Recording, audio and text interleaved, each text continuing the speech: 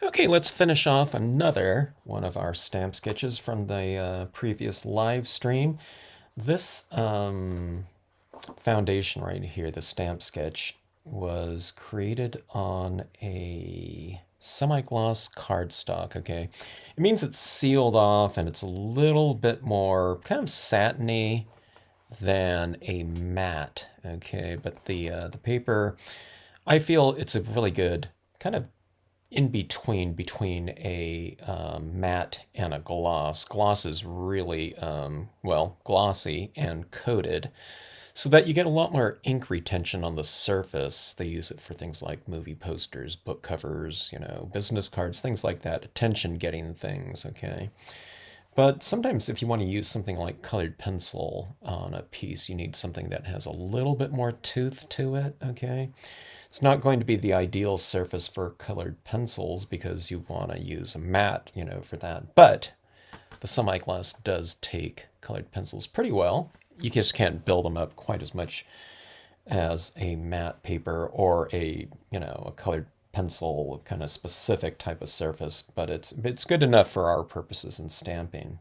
Okay, so I'm going to bring this to life with kind of more of a spring desert blooms. Okay, so the ocotillas that I stamped out in here, already did the red kind of blooms on the tips like that. But let's really bring this this desert floor to life and really bringing in some vibrant colors. Stuff that a lot of people, if you haven't seen the deserts in, or haven't looked it up, or something like that, you probably wouldn't know. But during the springtime in the deserts, if there's adequate rain, through the fall and winter, you get some really spectacular annual blooms. Okay, the cacti and stuff like that bloom at. I think they usually bloom in latter months than the annuals typically, at least in the deserts that I seen. But those are the most spectacular times in the desert, in my opinion, as far as color goes. Okay, at least summertime's not so much, but I think the summertime, you know, I don't know, just the hottest times that there's, what most people are, thinking about. When they think of a desert type of terrain, a lot of people think that it's really kind of hot, in the desert, even in the winter or something like that. Because I think people are used to seeing kind of movies or something like that, kind of more in a like a Sahara type of environment. Okay, so we've got some greens going in here, or just green. Different values of greens, because sometimes I'm going with a very light touch like this, but then I might go with a heavier, you know, application kind of in the shadows.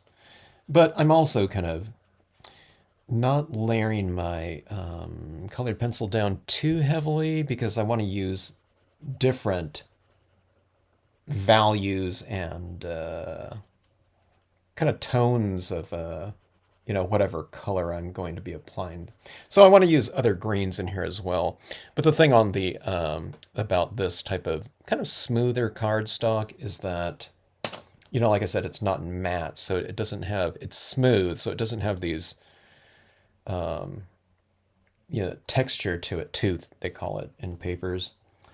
So I don't want to build up too much of a, any given tone if I want to apply another color in that same area, because you just get this so much wax buildup, and if going wax into wax, it just really won't apply very well. So this is kind of a medium green, and I also have a darker green that I'll use. And then I kind of want to intersperse some brown tones in there for a real earthy feel. I don't want this to look like just, all like grass down here or something like that. In fact, before I get to this darker green, why don't I start applying some of the, some brown tones. Okay, this one's kind of my lighter brown tone, at least in terms of the pencils that I grab. In fact, maybe, here, let's see, let's go for a little bit of a lighter, warmer brown right here and start off with that. I kind of like to start light and work darker when I'm working with colored pencils. When I get to my pens that I'll start using in here, I'll do the opposite. I'll start with dark and go light, okay? Colored pencils, I mean, they're not transparent. They're more like translucent. So the colors underneath are always going to show through. At least the way that I use them, which is kind of lighter applications. So I don't know. I'm not able to get real kind of opaque applications with colored pencil. So that's why I work from light to dark. But with paint pens, I'm able to go from darker tones and put a lighter tone right over the top of it. So I tend to like to do it that way. It makes it look like, the forms a little bit. I'm talking about with the acrylic paint pens. The forms look a little bit more dimensional that way. Okay, so see that? It's a little bit more kind of earthy with that brown tone in there. And I'm blending in, in my shadow areas, some of this brown as well. Even though I'm going to be going over it with more brown, darker brown, and also green. I can already tell kind of that as I'm applying my pencil down here, it's not applying as fast because, I have this coating of, whatever previous color I've used on there so far. So I need to be mindful of that. And eventually I want to apply a little bit of black in here as well. So I need to leave, some, I don't know, whatever paper texture for that. I'm not always good at that because it's like, I want certain colors, and then I don't know, I probably apply a little bit too much of it. And then when I get into my darker tones, it's kind of hard to add shadows or something like that in there. Because it's just not transferring onto the paper because there's, it's all smooth there now with built up, wax, from the colored pencils. Here's just a desert tortoise here. Just kind of creating a little shadow there.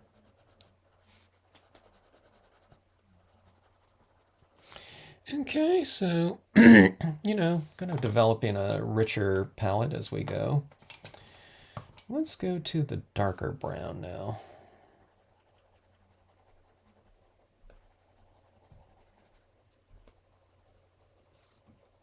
Kind of adding this around in the base of a lot of objects. So it looks like they're casting a shadow. So this area right in here in the rocks that are, the rocks are fairly dark, so I'll have them casting a shadow and it makes them look a little bit more, it has a little bit more visual weight to it. And it kind of anchors the objects into the scene better, when you add that shadow at the base of them.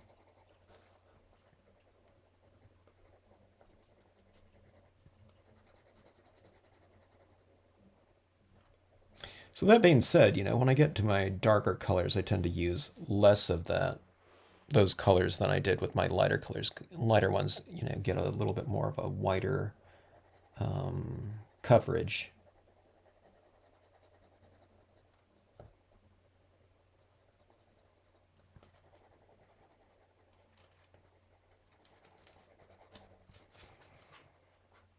That tortoise is going to be happy with all his, yummy desert blooms to eat.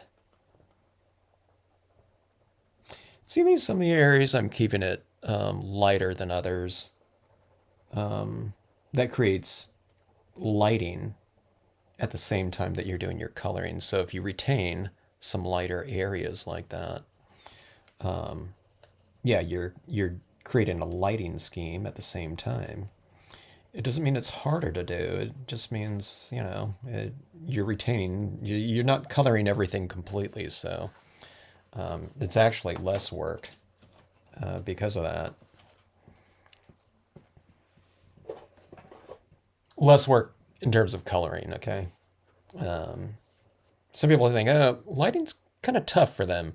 And I know what they mean by that. It means that when they're coloring their pieces, they're coloring in this whole thing in here completely, especially with their darker tones. It just becomes one value across the whole thing because they're kind of approaching it like a coloring book. They're saying, okay, this is the ground.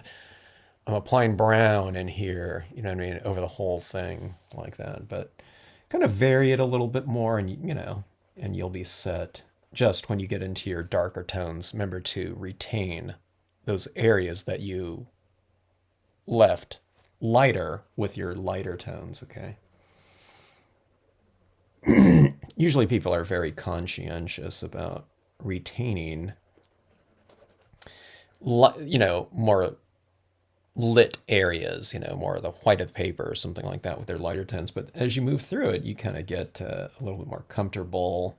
And then you start going faster with those, darker tones, mid tones, darker tones. It's like suddenly it's like, oh my gosh, I lost all my lighting. Which if that happens, it's like, oh my gosh, I don't have any light over here anymore. It's just all one tone. Okay. If that happens, then in your shadow areas, make them a little bit darker if you can. And then, retain some of that lighter area, which was all dark before, but by contrast, it'll look lighter. Yeah, and sometimes I over color myself too, and it's like, oh, yeah, I lost, kind of some of the strength of the lighting that I had. So I know where you're coming from if that happens, but don't worry about it. It's not a point of no return. Doesn't mean you can remove color, but like I said, just create a little bit more contrast in there. Okay, let's address some of these rocks in here. Let's do these rocks a little bit of a different tone. I'll put a little bit of a bluish tinge on them, I think. As if they're kind of like a gray rock or something like that, but sometimes like a blue gray will be, oh, kind of, it's a little bit more, oh, kind of rich of a tone than just going with just straight gray or something like that. Okay, let's see, desert tortoises. Those are one of those creatures that was always on my wish list to see or hope that I saw one of these days. In my desert exploration days when I used to go camping and hiking all the time in the deserts. But boy, I never saw one.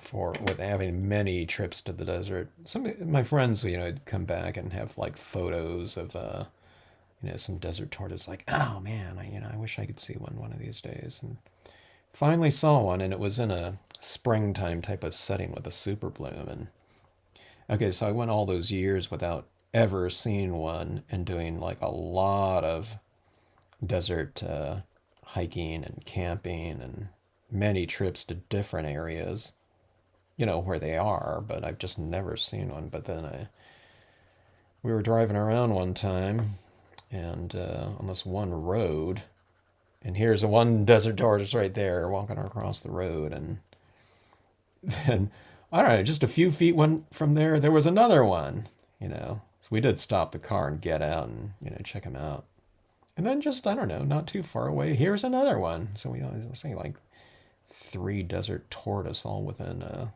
span of I don't know, a couple minutes, all kind of within the same general area. And there was a ton of flowers for them to eat too with those blooms. Going in here with the black and strengthening those shadow areas in here. I mean, I think the shadows on this side of the image. That's just the easiest thing to do is to make the lighting coming from the background forward like that.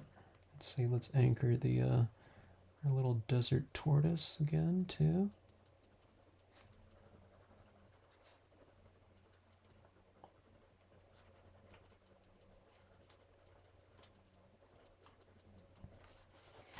Okay, so see all that, light and shade within the desert floor like that. Let's add a little bit more tone in here. I'm looking to see if I have like a tan colored pencil. This one's called sand. I was looking at just my Prismacolor box that I always keep on my desk. I didn't always use my colored pencils for a long time, but I always kept the pencils on my desk for some reason. Going into some of these rocks and warming up the rocks with this. And I know I said I usually work from light to dark, and I always already went to the dark, but if you just decide, I should have used a little bit more of a certain color, I mean, you can go to it, at any given time and add more of it. In this case, a lighter tone. Okay, I'm running a lot of this in my rocks as well too, so the rocks aren't just a completely different color than the surrounding foliage. But I think that looks okay like that. All right, so you don't have to use so many, tones like this, but I don't know. I just had a set, so, it's like doing a little bit of experimentation with it and seeing what you like. Okay, so I'm going to start off with some paint pens in here. And we'll start off on these ocotillos right here that are pretty prominent, okay? So it has the bloom on the top, so during that time of year they'd have these green leaves just going all up and down these stalks. I should really get the anatomical correct name for that. I don't know what you call these. Branches, stalks, I'm not sure. Okay, now when we're doing something like this, I'm not going to, do, leaves, in this case, green dots up every one of these little branches. I just want to get some color into it, and I guess this is texture too. So I'm sure you can't see this right now because it's kind of a dark green over black, okay? But I do have some of it out on the side of these, these stalks, so it looks like a green dot, that stands out. The edge, the side of the leaf is right out here, okay? But you don't have to do it, like I said, on every single one of those things right there. Now this one right here is a little bit more distant, but I'll put a little bit on there just to get a little bit of tone on it. But again, here's another one right here. And you can see I've flipped it upside down. It's just easier for me to get it, this portion of it upside down like this, I think.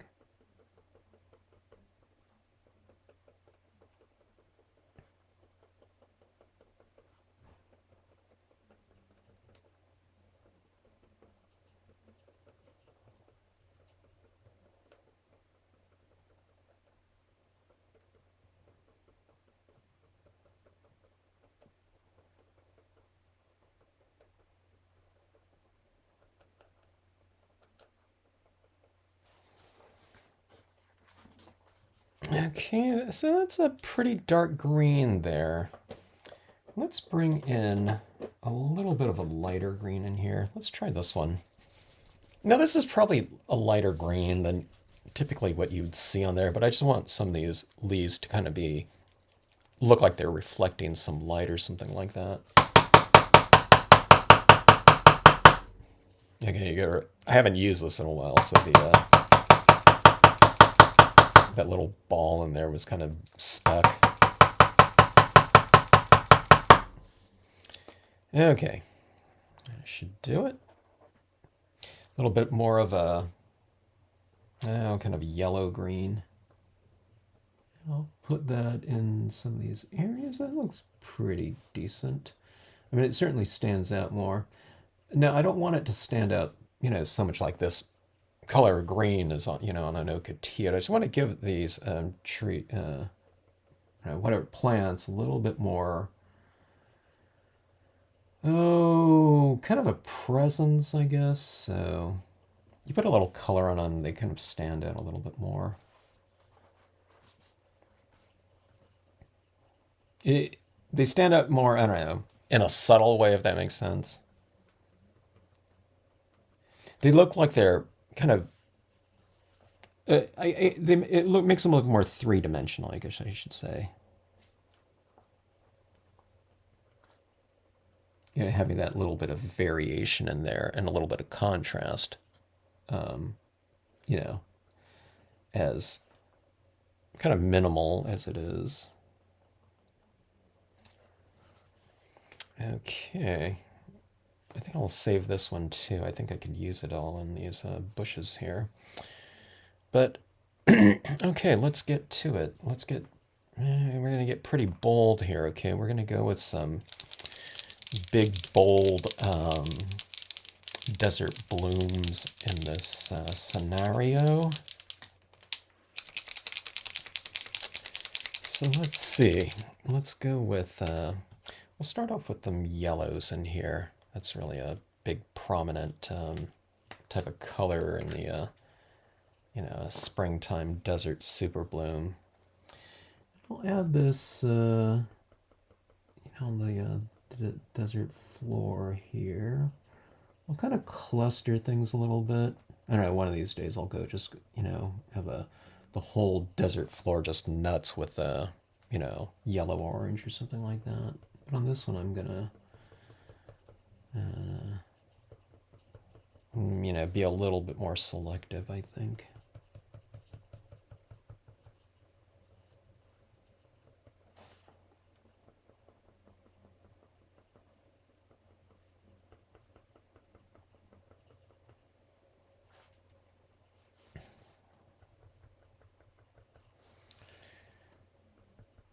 I didn't always catch the, really awesome blooms, desert blooms, as many times as I was out in the deserts during the springtime. It's because sometimes the blooms, they're so short lived. They might be there 1 week and gone the next.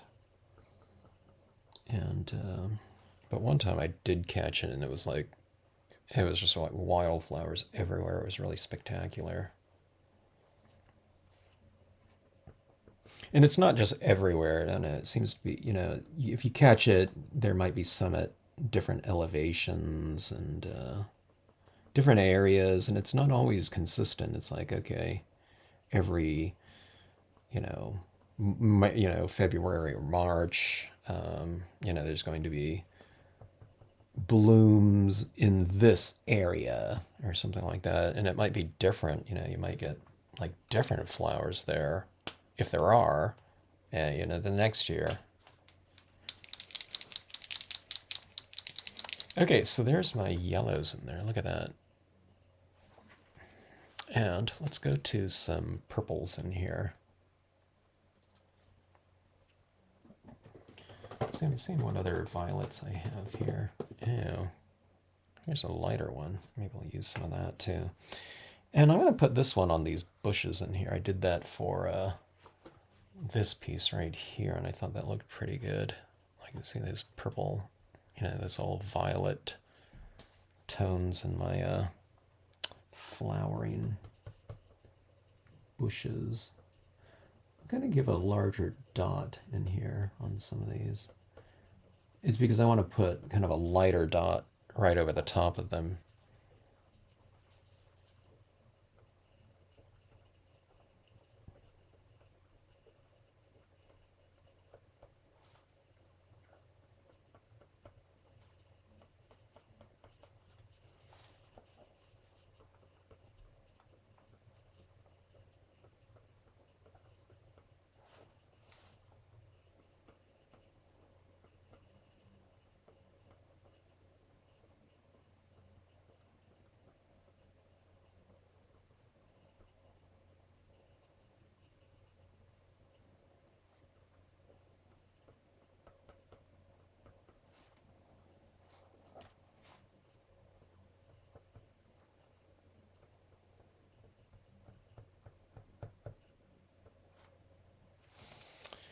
Okay, so we have some good violet tones in there. Now, let's kind of make those violet tones a little bit more, I don't know, varied and dimensional. I need like this color in those flowers. It's more along the lines of that type of, I don't know, what hue out there, but I don't have that in pen form. In the larger pens I'm talking about. But even this one right here, it's not that bright. It's more kind of a pinkish tinge.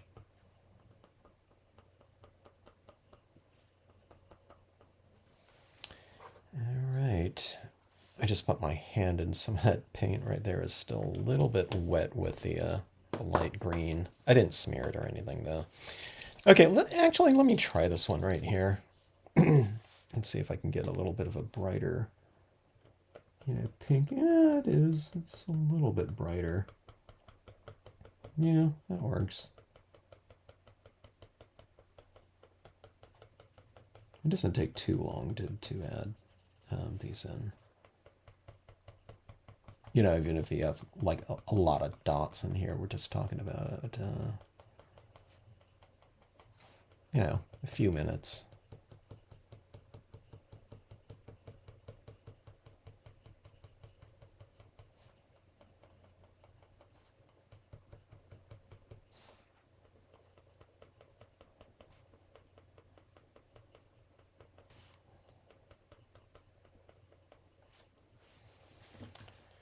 Okay, there we go. Look at that bloom. Let's do some white as well. I'm trying to think of that white flower out in the desert. It's big papery type of white. I don't know. I don't know the names of all this desert flora. I've looked at charts before and kind of got the name down at that time. Yeah. But unless I'm like thinking about or going out there, I tend to forget the names of them again. Okay, so adding some white down in here.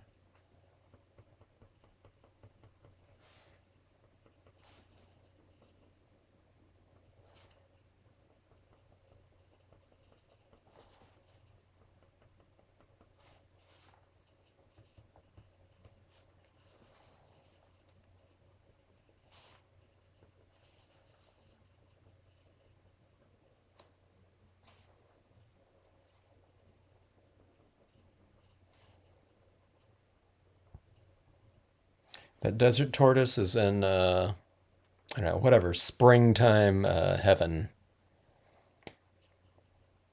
with a lot of sweet blooms to eat. Okay. So something like that. I think I want to go for something. I want to go for something a little bit brighter. Let's try a little tinge of orange in here too. I'll add some of this orange right into that, the red areas. That looks good.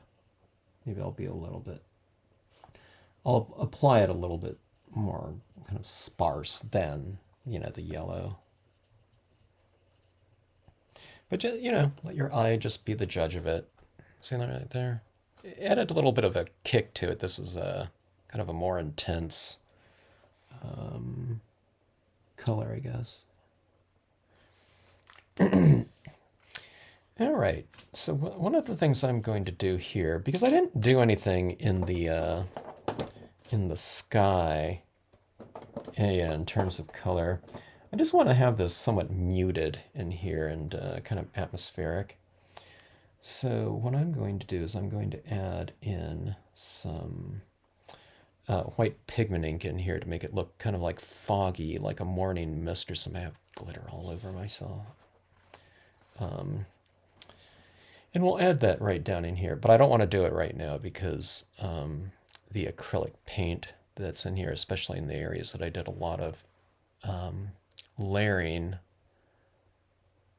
I need to let those dry. I'm looking at this right now. I might put a little bit of tone right in the upper left and right corner though. I think, yeah, I think I'll do that just to, a little bit of a, what I call vignetting. Okay. Um, let's see. I have this really pale blue. Maybe that'll do. I was going to go with something a little bit more like tan or something like that, but I do have this really pale blue right here. So if you have anything like a sky blue or something like that, that would do it. I'm just using a paper towel here. I find those to be completely adequate, you know, color applicators, ink applicators, at least in the way that I do it. Okay. So let that soak in a little bit. See how I've folded this over a few times like that. And I'm just going to, I'm going to get rid of those edges on there like that. And I want to do it where it's like I'm applying like, my finger on there. It's almost like, like finger painting in a way. Okay. I'm going to smooth this out a little bit, take out some of the ink so I'm not putting on a big blob of ink or something like that. And I'm just going to add this down like this. And I want to do this in kind of like this rounded application, okay? So this right here just kind of has that little tinge of a, tone. Maybe I'll add it on the perimeter as well, just to kind of frame off the piece. See how pale this is right here? So I'm going with a really light color. So if you want to do that, and if you want to add in some tone like that, just go with your lightest color, and then you can dab it off a few times. Or if it's still too dark, you can always kind of dilute it a little bit with a couple drops of water. Or just, to do a more of a dry brush application of your color. This one right here is a really, really light color. It's used to be called Adirondack Lights. The manufacturer stopped making them though. Like a distress ink, tumbled glass, that blue is really good. But anything, if you have a color called something like sky blue or something like that, that would be good. You can add a warmer tone down there too. I don't know if you can even see that right there. My camera's a little bit. Let's see. Let me turn down the exposure a little bit. I don't know if you can see that blue. You can see where I've applied it though. Let's see. Do I need to wait while I was doing that? I think a lot of my paint dried. No, it didn't. When I put my finger down here, it feels a little bit sticky because that is acrylic paint, and it takes a little bit of time to dry. We're not talking hours or anything like that, but I probably want to give it a few minutes. But we'll have a little bit of like this low line kind of morning fog in here, or this haze. There's a lot of super moisture out in the deserts. There can be during certain times of year, but we'll add that in here, and I think it'll make it a little bit more kind of atmospheric. Okay, so I'm going to give this a few minutes to dry. Okay, I've given this a few minutes to dry. Let's take a 100% cotton ball and some white pigment ink. You can use any brand of pigment ink that you want.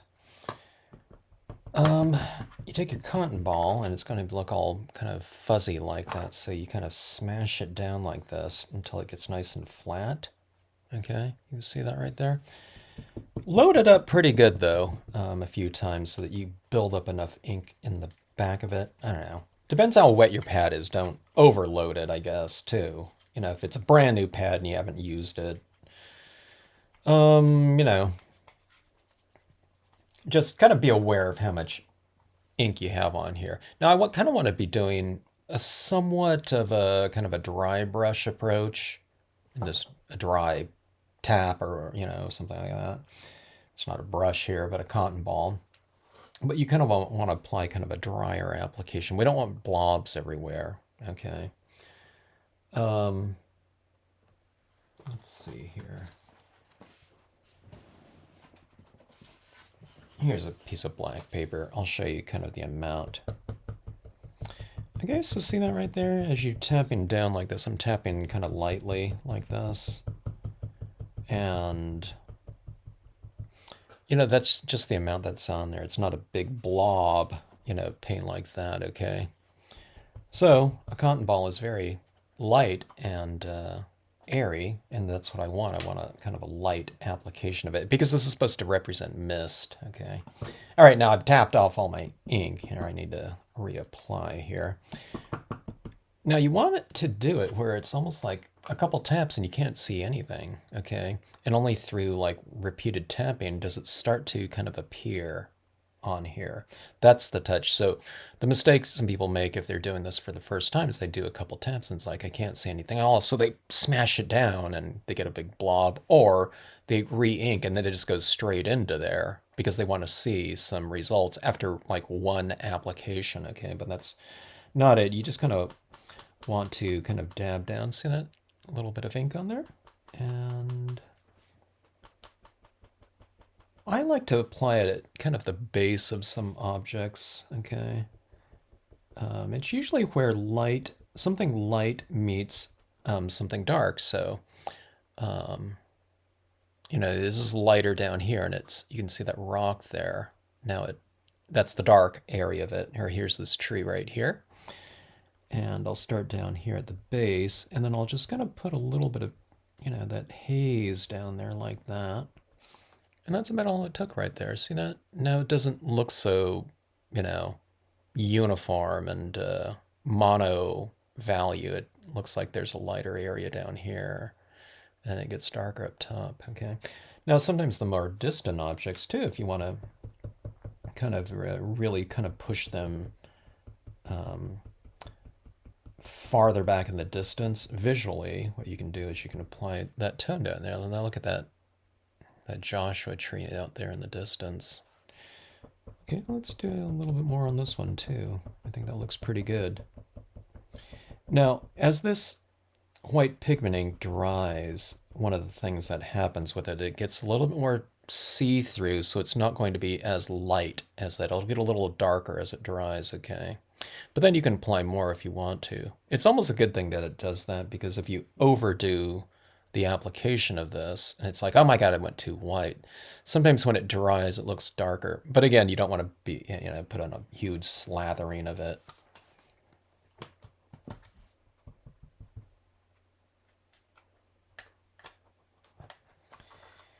Okay, so I have some of these ocotillos over here. And, oh, I'm blobbing that a little bit. I'm smearing it. I'll show you what I'll do for that. So that's a water-based ink right here, and this is a water-based pigment ink. I need to be careful about that. I'll show you what I do on there. I'll just take a white pen and just kind of go around that and unsmear it. Okay, now that being said, one of the things I could have done is I could have spray sealed this first with like a workable fixative, and it'll lock down all the colors and inks, okay? And then I can go over it with this, which maybe I should have done. That red was really, I don't think it'll do that on the black here, though. Yeah, see, this black is really fixed, but that red is probably, I don't know, it's like a thick application of red when I applied it. So see this Joshua tree in here? It's kind of capturing some of that light up there like that.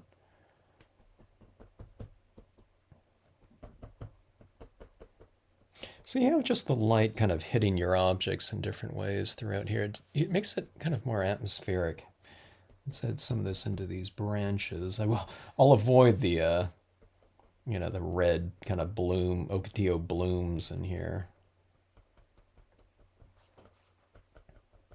See this right here, how that light coming through the centers. But see, I didn't apply it over everything. You kind of do it here and there. So you have a little bit of light right in that area. It gives the ocotillo more dimension that way, because it represents something that's more 3D like that when you have that variation going on there. And there's not like a specific area to do. You just don't do it over everything. I have it up here, right down in here.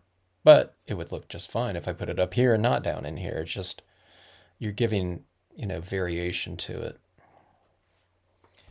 Let's put some over in these distant kind of bushes right in here, like that. See that light coming through there now? I think I'll leave this largely as is in the, kind of this foreground area. Kind of that diffusion is usually happening a little bit more in the distance because there's more mist, between you and those distant objects than you and the closest of objects. All right, so see that right there? I put one over that rock right there. Looks a little bit more 3D though, wouldn't you say, with all that? Okay, let me see if I can get some of this red. I picked up some of that red too when I put in some of that blue I noticed in the background. So let me just kind of put some of this white over in this area right here. This is an example of some repair work here. Okay, now I have my white paint pen like this, my narrow, small one. And it's roughly this color of the paper. The paper might be a slightly more cream, but I'll just add this where I did, and I'll add this like almost like a correctional pen or something like that. And I'll just get rid of some of that smeary looking red right in here in between. I might not get rid of all of it, but it'll kind of crisp up the worst of that smear there. I mean, it's kind of subtle, but I see it, so, I'm just going there like that. Okay, and right around here, I think some of that ink ran a little bit too with that ink, so, the vignetting ink that I did.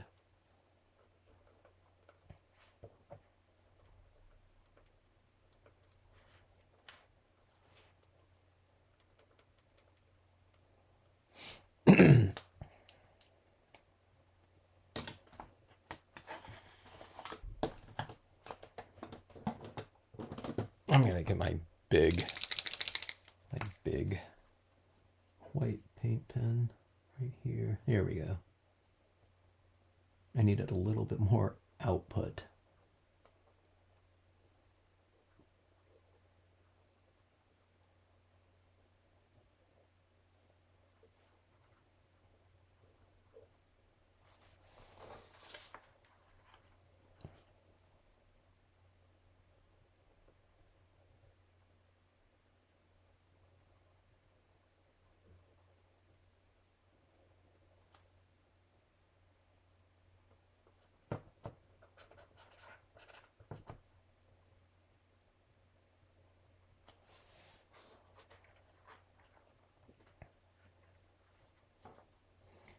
And I can see down here some of my little white dots are a little bit darker. As I said, it kind of dries a little bit more see-through, so the colors underneath it are showing through. So I'm just reapplying that over a couple of those things. While I'm at it here too, I'll give a little bit of lighting on the tops of some of these rocks if they're already in kind of a light area. Makes them look a little bit more rounded in form, a little bit more contrast.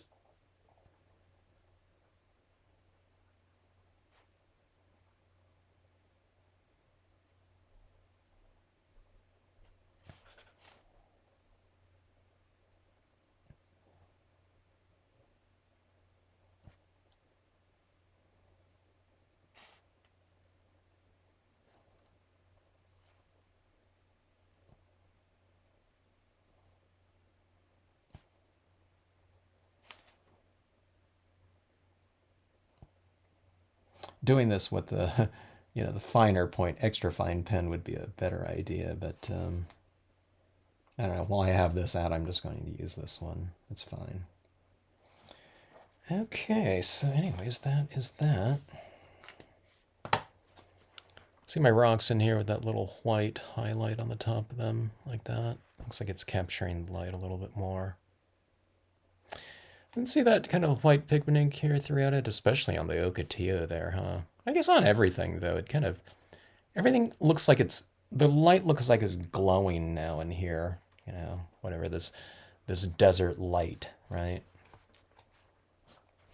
And I'd really recommend, you know, doing that type of touch in there. It's really fun to do, and it's you just have to apply just a very light application of it. You know, think about it as adding kind of a fine mist into your piece. So if you want to apply a fine mist, you just can't apply a thick slathering of it. You know what I mean? You don't want your cotton ball to be real wet with ink because it's almost like applying paint. You know, pigment ink is real thick, so just tap it out and think about it. You know, you want it the consistency as if you're applying like a powder or something like that into your piece, and it really gives it a lot of atmosphere. But I love this piece right here. I think that looks really great. You know, it's more dynamic, you know, than I thought. This right here is on the holographic right here, you know, and here's the glitter in here, right? But looking at this piece right here, I think that is really rich and alive. And, you know, I usually do a lot of things in my skies, but that's like a minimal kind of approach to this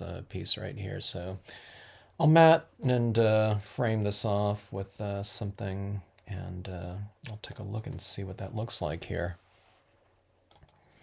Okay, we have a mat, double mat on here, or mount, and I chose to go with a little bit of a black border right here, which I usually do a white one, but this is like a white piece of paper, so it would only stand out down at the bottom if I did that. And it looked kind of weird with that, so I went with a black, which I've never done before. I don't think on anything. And I was thinking I was going to go with a kind of a gold metallic, but I thought this red looked pretty cool in there. It really brings out the Ocotillo blooms like that. But I'm going to go in because this red is now kind of a prominent kind of, I don't know, whatever frame around this. I'm going to go in and give these little Ocotillo blossoms a little bit more, kind of variation in body by putting a little bit of a lighter red tinge on, you know, to the stamped out red that I did. In fact, I think, you know, in the future, I use this red right here, and it's really kind of smeary. So I think when I'm just going to stamp those out in black in the future and just do the red with my paint pen and just go right over it.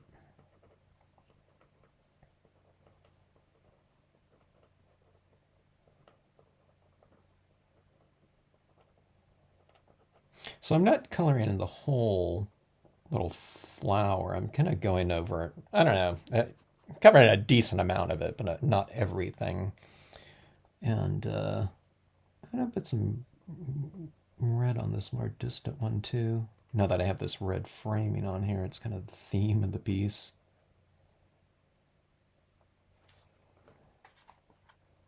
But I think that should do it there. It's hard to show the color of this red frame. It's so dark in certain areas, but look at that. I think it kind of gives it a nice royal, I don't know, whatever framing device around the entire thing. So that is the. Let's do a little bit of texturing in here. So all these other dots in here kind of represent flowers. I'm just gonna put a little bit more lighting into the piece down here, like on the desert floor. It's like some shimmering sand or something like that, you know, reflecting some light.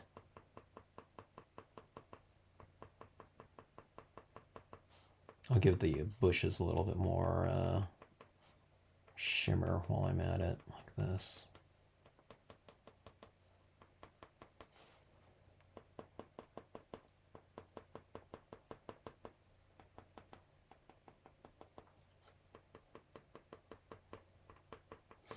All right, I think that should do it.